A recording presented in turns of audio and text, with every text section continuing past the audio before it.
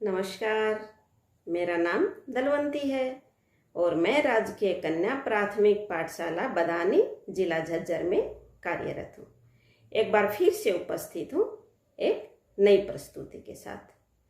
आज हम कक्षा 5वीं की हिंदी की पाठ्य पुस्तक झिलमिल में संकलित पाठ 1 जय जवान जय किसान के बारे में चर्चा करेंगे। तो प्यारे बच्चों, जवान और किसान की हमारे जीवन में महत्ता का अंदाजा आप इसी बात से लगा सकते हैं कि सन 1965 में युद्ध के उपरांत तत्कालीन यशस्वी प्रधानमंत्री श्री लाल बहादुर शास्त्री जी ने सर्वप्रथम जय जवान जय किसान का नारा हमें दिया। इसके साथ ही ये तो आप सब जानते ही हैं कि हमारे लिए भोजन यानी अनाज, दाल, फल, सब्जियां किसान ही उगाते हैं और सरहद पर जवान हमारे देश की रक्षा करते हैं। उन्हीं की बदौलत हम रात को चैन की नींद सो पाते हैं। तो आइए शुरू करते हैं जय जवान जय किसान। सर्वप्रथम हम इस कविता का वाचन करेंगे और उसके उपरांत सरलार्थ। मैं एक बार वाचन करूंगी, दूसरी बार आप मेरे साथ इसका उच्चारण करेंगे। आइए शुरू करते हैं। मरे जो देश के लिए प्रणाम उस जवान को, जिए जो देश के लिए प्रणाम उस किसान को। जय जवान जय किसान।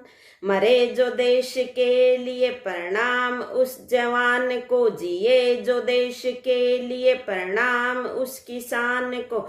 जय जवान जय किसान। शाबाश, बोलिए मेरे साथ। झुका नहीं सकी जिसे प्रलय मचाती टोलियां, डरा नहीं सकी जिसे वे दंदनाती गोलियां। वतन पर हंस के वार दे जवान अपनी जान को, मरे जो देश के लिए प्रणाम उस जवान को। जय जवान जय किसान। सभी बोलो शाबाश। झुका नहीं सकी जिसे प्रलय मचाती टोलियां, डरा नहीं सकी जिसे वे दंदनाती गोलियां। वतन पर हंस के वार दे जवान अपनी जान को, मरे जो देश के लिए प्रणाम उस जवान को। जय जवान जय किसान। धरा उगल रही है स्वर्ण जिसके श्रम प्रताप से, सनाथ पुण्य भूमि है किसान के कलाप से। भुला सकेगा कौन भला मौन रक्तदान को, जिए जो देश के लिए प्रणाम उस किसान को। जय जवान जय किसान। शाबाश, सभी बोले। धरा उगल रही है स्वर्ण जिसके श्रम प्रताप से, सनाथ पुण्य भूमि है किसान के कलाप से। भुला सकेगा कौन भला मौन रक्तदान को, जिए जो देश के लिए प्रणाम उस किसान को। जय जवान जय किसान। पराक्रमी जवान मातृभू की शान बान है, परिश्रमी किसान से यह देश भाग्यवान है। त्यागी तपस्वी धीर वीर आत्मा महान को, प्रणाम रम्य भूमि के जवान को किसान को। जय जवान जय किसान। पराक्रमी जवान मातृभू की शान बान है, परिश्रमी किसान से यह देश भाग्यवान है।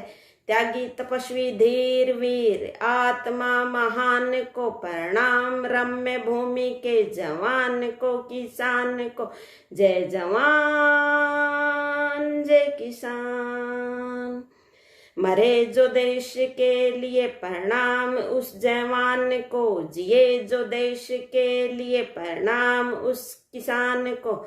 जय जवान जय किसान। जय जवान जय किसान। तो प्यारे बच्चों, ये थी कविता जय जवान जय किसान। अब देखिए इसका सरलार्थ करते हैं। सर्वप्रथम हम प्रसंग लिखेंगे। सरलार्थ से पहले किसी भी पद्यांश का प्रसंग हम लिखते हैं। तो प्रसंग में लिखेंगे, यह पद्यांश कक्षा 5वीं की पाठ्य पुस्तक झिलमिल में संकलित जय जवान जय किसान कविता से लिया गया है। इसमें कवि ने अपने देश के जवानों और किसानों के प्रति अपने भाव प्रकट किए हैं। अब देखिए शुरुआती पंक्तियों का सरलार्थ करते हैं। मरे जो देश के लिए प्रणाम उस जवान को, जिए जो देश के लिए प्रणाम उस किसान को, जय जवान जय किसान। तो यहाँ कवि कहते हैं, जो जवान देश की सेवा व रक्षा करने के लिए मर मिटता है उसको मेरा प्रणाम है। जो किसान देश के लिए जीता है उसको भी मेरा प्रणाम है। झुका नहीं सकी जिसे प्रलय मचाती टोलियां, डरा नहीं सकी जिसे वे दनदनाती गोलियां। यहां उसी प्रकार हम पुनः प्रसंग लिखेंगे, उसके उपरांत सरलार्थ। तो देखिए सरलार्थ इस प्रकार है। देश की रक्षा करने वाले जिन जवानों को विनाश करने वाली टोलियां भी झुका नहीं सकी जिसे प्रलय मचाती टोलियां। देश की रक्षा करने वाले जवानों को विनाश करने वाली टोलियां भी झुका नहीं सकी, डरा नहीं सकी जिसे वे दनदनाती गोलियां। दनदनाती हुई, तेजी से आते हुई गोलियां भी उनको डरा नहीं सकी, उनके मन में डर पैदा नहीं कर सकी। वतन पर हंस के वार दे जवान अपनी जान को, मरे जो देश के लिए प्रणाम उस जवान को। जो जवान हंस हंस कर अपने देश पर, अपने वतन पर अपनी जान न्यौछावर कर देते हैं, अपने प्राणों की आहुति दे देते हैं, बलिदान दे देते हैं, उनको मेरा प्रणाम है। जय जवान जय किसान। किसान की जय जयकार, जवान की जय जयकार। अगला है प्यारे बच्चों, धरा उगल रही है स्वर्ण जिसके श्रम प्रताप से, सनाथ पुण्य भूमि है किसान के कलाप से। यहां देखिए, धरा उगल रही है स्वर्ण जिसके श्रम प्रताप से, जिसकी मेहनत के प्रभाव से यह धरती सोने रूपी अन्न उपजा रही है, जिसका स्वामी किसान है, जो इस पर कार्य करके इसका सीना अपने हल से, अपनी मेहनत से चीरकर अनाज पैदा करता है, उसके बलिदान को कोई नहीं भुला सकता है। भुला सकेगा कौन भला मौन रक्तदान को, जिए जो देश के लिए प्रणाम उस किसान को।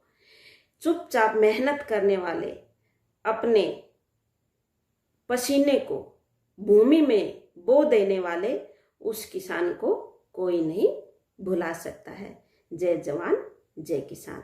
जवान और किसान की जय जयकार, जय जयकार।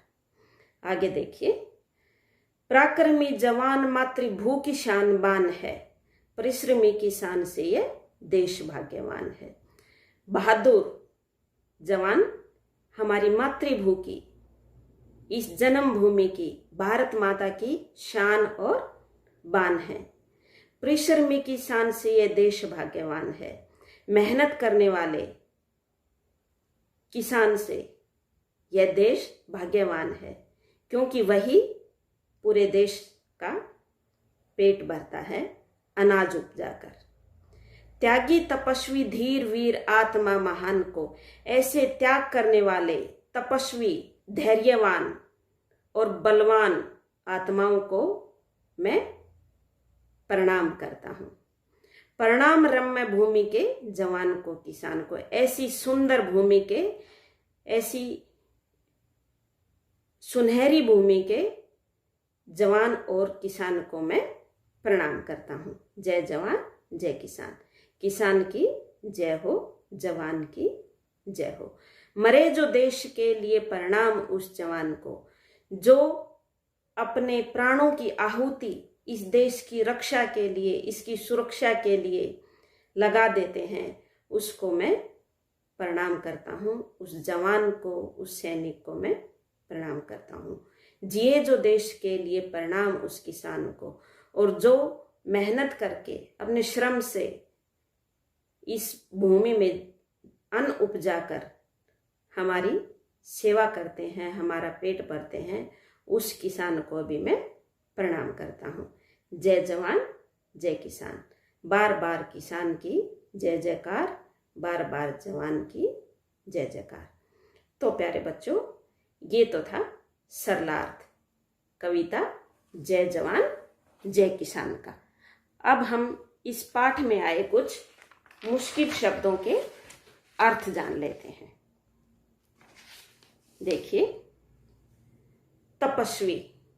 तपस्वी का अर्थ है तपस्या करने वाला।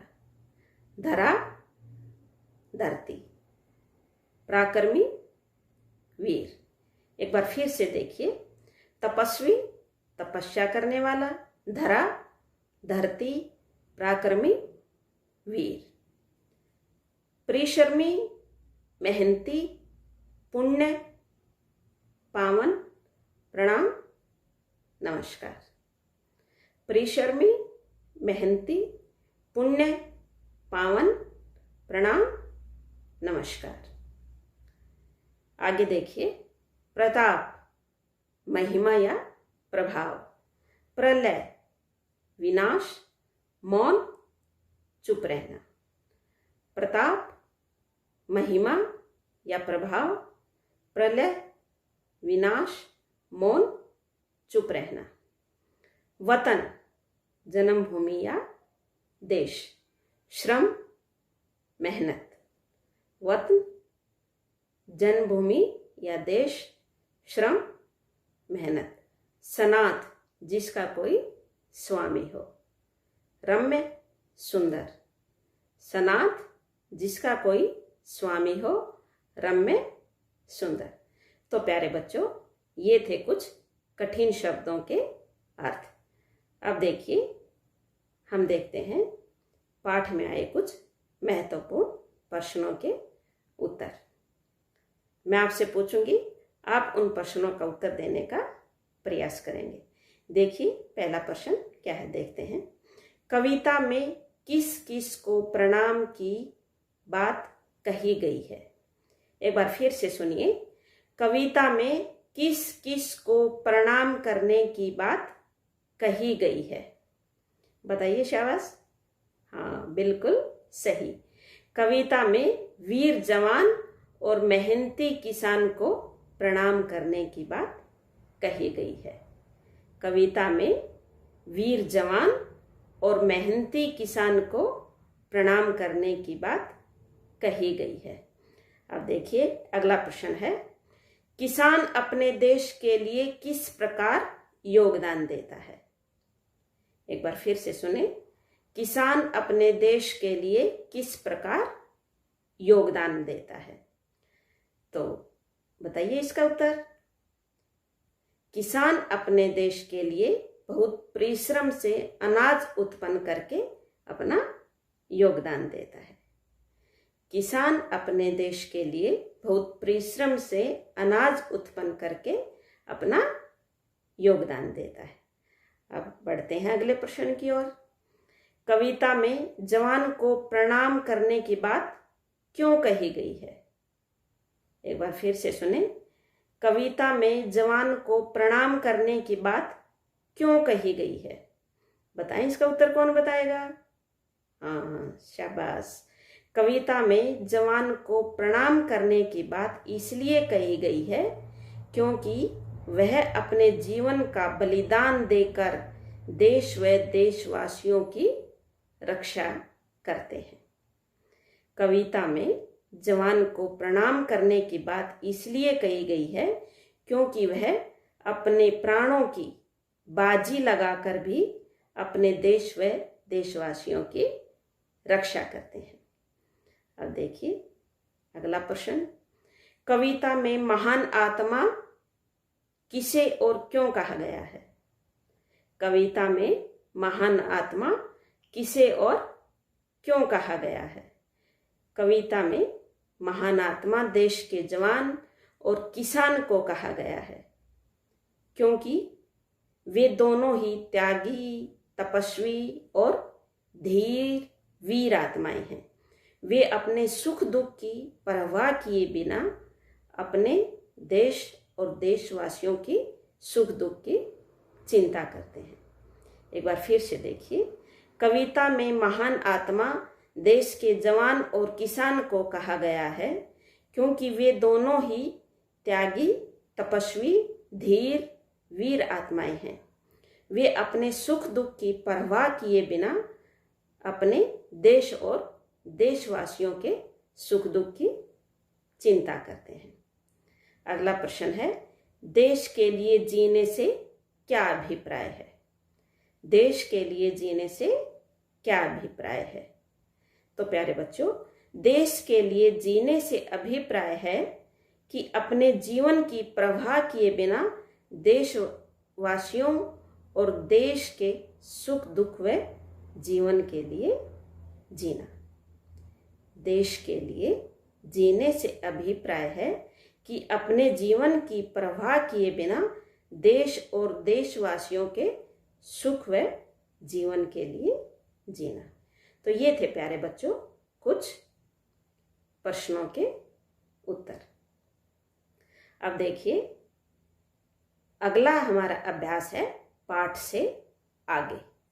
तो प्यारे बच्चों, इस अभ्यास का पहला भाग देखिए।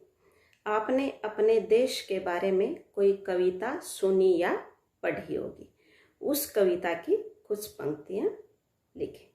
देशभक्ति की कोई भी कविता आपने पढ़ी है, अपनी पिछली कक्षा में या कहीं सुनी है, तो वह आप लिख सकते हैं। या फिर एक कविता मैं उच्चारित करती हूँ, वह कुछ पंक्तियाँ आप अपनी नोटबुक में लिख सकते हैं। देखिए, द्वारिका प्रसाद माहेश्वरी की लिखी कविता की कुछ पंक्तियाँ। उठो धरा के अमर सपूतों, पुनः नया निर्माण करो, जन जन के जीवन में फिर से नव स्फूर्ति नव प्राण भरो। उठो धरा के अमर सपूतों, पुनः नया निर्माण करो, जन जन के जीवन में फिर से नव स्फूर्ति नव प्राण भरो। सरस्वती का पावन मंदिर, शुभ संपत्ति तुम्हारी है, तुम में से हर बालक इसका रक्षक और पुजारी है। शत शत दीप जला ज्ञान के, नवयुग का आह्वान करो। उठो धरा के अमर सपूतों, पुनः नया निर्माण करो। उठो धरा के अमर सपूतों, पुनः नया निर्माण करो। देखिए, भाग ख, जय जवान जय किसान कविता में जवान और किसान का जिक्र किया गया है। जवान देश की रक्षा करते हैं और किसान अनाज पैदा करते हैं। आपके आस पड़ोस में और किस किस प्रकार का काम करने वाले लोग रहते हैं, चर्चा करें। तो प्यारे बच्चों, इसकी चर्चा आप अपने मम्मी पापा या परिवार में, घर में किसी भी बड़े से करेंगे कि आपके आस पड़ोस में रहने वाले लोग, आपके दोस्तों के मम्मी पापा क्या काम करते हैं, उसको आप अपनी नोटबुक में लिख लेंगे। भाग ग, अपने साथियों या अध्यापक के साथ रक्तदान के बारे में चर्चा करें। तो प्यारे बच्चों, इसके बारे में थोड़ी सी चर्चा हम कर लेते हैं। मैं आपको मुख्य कुछ बातें रक्तदान के बारे में बताती हूँ। तो प्यारे बच्चों, रक्त समूह मुख्य रूप से 4 प्रकार का होता है। ए, बी, AB और O। फिर से सुनिए, A, B, AB और O। तो प्यारे बच्चों, कुछ लोगों की लाल मांसपेशियों पर एक एंटीजन होता है, उसको RH पॉजिटिव बोलते हैं। इसी प्रकार कुछ लोगों की लाल पेशियों पर ये एंटीजन नहीं होता, उसको RH नेगेटिव बोलते हैं। तो इस प्रकार A positive, A negative, B positive, B negative, AB positive और AB नेगेटिव, O पॉजिटिव और O नेगेटिव आदि ग्रुप में हम रक्त को बांट सकते हैं। तो प्यारे बच्चों, किसी भी व्यक्ति को जब रक्त की आवश्यकता पड़ती है, रक्त की आवश्यकता कब पड़ती है? जब हम बहुत बीमार हो जाएं, किसी चोट के कारण हमारा बहुत ज़्यादा खून बह जाए, रक्त बह जाए, तो हमें रक्त चढ़ाने की आवश्यकता पड़ती है। और वह रक्त कहाँ से आता है? वह रक्त आप के बड़े दान करते हैं। कौन दान कर सकता है रक्त? 18 से 60 वर्ष की आयु का कोई भी स्वस्थ आदमी। ध्यान रखें, कोई भी स्वस्थ आदमी जो 18 वर्ष की आयु से ऊपर हो, वह रक्तदान अपनी इच्छा से कर सकता है। और जो भी रक्तदान करता है 3 या 4 महीने के बाद पुनः रक्तदान के काबिल हो जाता है। उसको कोई कमजोरी नहीं आती, ये हम ध्यान रखेंगे। और अपने आस पड़ोस में भी इस बात की चर्चा आप कर सकते हैं। तो हम बात कर रहे थे, किसी भी व्यक्ति को रक्त की आवश्यकता पड़ती है तब उसे उसी का रक्त वर्ग देना पड़ता है। और साथ में RH फैक्टर यानी पॉजिटिव और नेगेटिव भी बताना अति आवश्यक है। आप भी कभी अपने मम्मी या पापा के साथ किसी हॉस्पिटल में या डॉक्टर के पास जाकर अपना रक्त समूह जरूर जांच कर अपनी नोटबुक में नोट कर लें। यह बहुत जरूरी है। आपको अपना और अपने परिवार के सदस्यों का रक्त समूह पता होना चाहिए। तो ये थी रक्तदान की बातें। रक्तदान प्यारे बच्चों बहुत बड़ा दान है, क्योंकि इसको महादान भी कहा गया है। किस लिए कहा गया है? क्योंकि यह जान बचाता है और इसको हम किसी लैब में तैयार नहीं कर सकते। यह हम इंसानों के देने से ही दूसरे लोगों को चढ़ाया जा सकता है। तो ये थी रक्तदान की बात। आइए अगले अभ्यास की चर्चा करते हैं। यहाँ पर कुछ आवाजें दी गई हैं, हमें उनको पहचानना है। देखिए, डरा नहीं सकी जिसे वे दनदनाती गोलियां। गोलियों की आवाज को दनदनाना कहते हैं। इनकी आवाज को क्या कहते हैं? देखिए, गोलियां चलने की आवाज दन दन, तो दनदनाना। पत्तों की आवाज मरमर, तो उसको बोलेंगे मरमराना। बादल के गरजने की आवाज गड़गड़, तो गड़गड़ाना। पक्षी के पंखों की आवाज फड़फड़, तो इसको बोलेंगे फड़फड़ाना। घोड़े के बोलने की आवाज हिन हिन, तो उसको हम बोलेंगे हिन हिनाना। मेंढक की आवाज टर टर, तो इसको टरटराना। मक्खी की आवाज भिन भिन, तो इसको बोलेंगे भिन भिनाना। एक बार फिर से देखिए, गोली चलने की आवाज दंदन दंदनाना। पत्तों की आवाज मरमर मरमराना। बादल के गरजने की आवाज गड़गड़ गड़गड़ाना। पक्षी के पंखों की आवाज फड़फड़ से फड़फड़ाना। घोड़े की आवाज हिन हिनाना। मेंढक की आवाज टरटराना और मक्खी की आवाज भिन भिनाना। तो ये थी कुछ आवाजें जिनके बारे में हमने जानकारी प्राप्त की।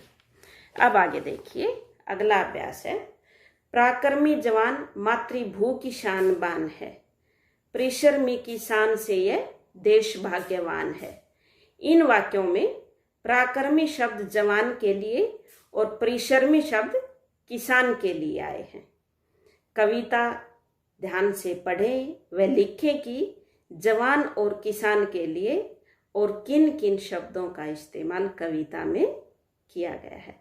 तो कविता तो आप पढ़ ही चुके हो, देखते हैं जवान और किसान के लिए किन किन शब्दों का प्रयोग किया गया है। तो यहाँ हम देखते हैं प्यारे बच्चों, पराक्रमी जवान मातृभू की शान बान है। तो यहाँ पर जवान के लिए प्रयोग हुआ शान बान। इसी प्रकार परिश्रमी की शान से यह देश भाग्यवान है, त्यागी तपस्वी धीर वीर आत्मा महान को। तो देखिए, इन दो पैरा के अनुसार जवान के लिए शान, बान, धीर, वीर और किसान के लिए त्यागी, तपस्वी, धीर, वीर आदि शब्दों का प्रयोग किया गया है। अब हम करते हैं भाषा की बात। तो भाषा की बात में प्यारे बच्चों, आज हम री और रे के बारे में चर्चा करेंगे। पराक्रमी जवान मातृभू की शान बान है, मात्र मेरा तन नहीं सर्वस्व ही कुर्बान है। ये दो वाक्य हमारे सामने हैं। एक बार फिर से देखिए, पराक्रमी जवान मातृभू की शान बान है, मात्र मेरा तन नहीं सर्वस्व ही कुर्बान है। तो प्यारे बच्चों, यहाँ हम देखते हैं पहले वाक्य में मातृ शब्द आया है। इस शब्द में त्रि, तय और री से मिलकर बना है। तय और री, त्रि। दूसरे वाक्य में मात्र शब्द में त्रय, ये तय और रे से मिलकर बना है। अब इसका अंतर आप अच्छे से समझ पा रहे होंगे। त्रि, तय और री, त्रय, तय और रे। आप भी कुछ शब्द लिखिए जो त्रि और त्रय से बने हैं। तो त्रि वाले शब्द हम देखते हैं। देखिए, तृण, तृष्णा, तृतीय, तृप्ति। फिर से देखिए एक बार, तृण, तृष्णा, तृतीय, तृप्ति। इसी प्रकार त्रय वाले शब्द हैं त्रिशूल, विचित्र, त्रिभुवन, त्रुटि। तो प्यारे बच्चों, फिर से एक बार देखेंगे, त्रिशूल, विचित्र, त्रिभुवन, त्रुटि। तो ये तो हमने कुछ शब्द यहाँ पर आपको समझाने के लिए दिए हैं। आप कहीं से भी अन्य स्थान से ढूंढकर अपनी नोटबुक में अन्य शब्द भी इस प्रकार के लिख लेंगे, ताकि आपका ज्ञान बिल्कुल पक्का हो जाए। तो प्यारे बच्चों, अब करते हैं आपकी बात। तो आपकी बात में पहला प्रश्न है, आप देश के लिए क्या क्या कार्य कर सकते हैं। अब आप सोचेंगे कि आप तो बहुत छोटे हैं, न तो आप सीमा पर जाकर लड़ सकते हैं और न ही अनाज पैदा कर सकते हैं, तो क्या करें। तो प्यारे बच्चों, आप भी देश के लिए बहुत कुछ कर सकते हैं। अगर घर में नल बह रहा है, पानी का प्रयोग नहीं हो रहा, तो आप नल बंद कर सकते हैं। सावधानी से सड़क पार करके, यातायात के नियमों का पालन करके, अपने आसपास या विद्यालय में गंदगी न फैलाकर, पेड़ पौधे लगाकर, उनको पानी देकर, पशु पक्षी या बेसहारा की मदद करके, बिजली बचाकर, अनेकों साधन हैं जिनके माध्यम से आप देश की सेवा कर सकते हैं, और अच्छे पढ़ लिख कर, ताकि बड़े होकर आप भी जवान और किसान की तरह देश की सेवा कर सकें। तो अभी आप छोटे हैं तो उसी अनुसार देश सेवा कर सकते हैं और अन्य लोगों को भी प्रेरित कर सकते हैं। ध्यान रहेगा ना कौन कौन से काम हैं। नंबर 1, नल बंद करके सड़क पर यातायात के नियमों का पालन करके, अपने आसपास घर में, विद्यालय में गंदगी न फैलाकर, साफ सफाई रखकर, पेड़ पौधे लगाकर, उनको पानी देकर, बिजली बचाकर और अच्छी पढ़ाई करके आप देश सेवा कर सकते हैं। अगला प्रश्न है, जवान और किसान के अतिरिक्त आप किस किस को प्रणाम करते हैं? तो प्यारे बच्चों, अपने माता पिता को, अध्यापक और अध्यापिकाओं को, सगे संबंधियों को तो प्रणाम करते ही हैं। अगर आपके आसपास कोई सफाई वाला है या आपके घर में कोई आपका सहयोगी है जो आपके काम में, आपके मम्मी के काम में सहयोग करता है, उनको भी आप प्रणाम अवश्य करें। जो भी आपकी मदद करता है, जो भी आपकी सहायता करता है, जो भी हमारे देश की सेवा करता है, उन सबको आप प्रणाम करें। अपने से बड़ों को प्रणाम करें। तो इस प्रकार हम अच्छी अच्छी आदतों को ग्रहण करेंगे और गंदी आदतों से खुद भी दूर रहेंगे और अपने दोस्तों को, अपने छोटे और बड़े भाई बहनों को भी इनसे दूर रखने का यथासंभव प्रयास करेंगे। तो प्यारे बच्चों, ये थी कविता और उसका अभ्यास। कविता का नाम तो आपको पता ही है, जय जवान जय किसान। अच्छा बच्चों, अगली बार फिर मिलते हैं एक नई प्रस्तुति के साथ। धन्यवाद।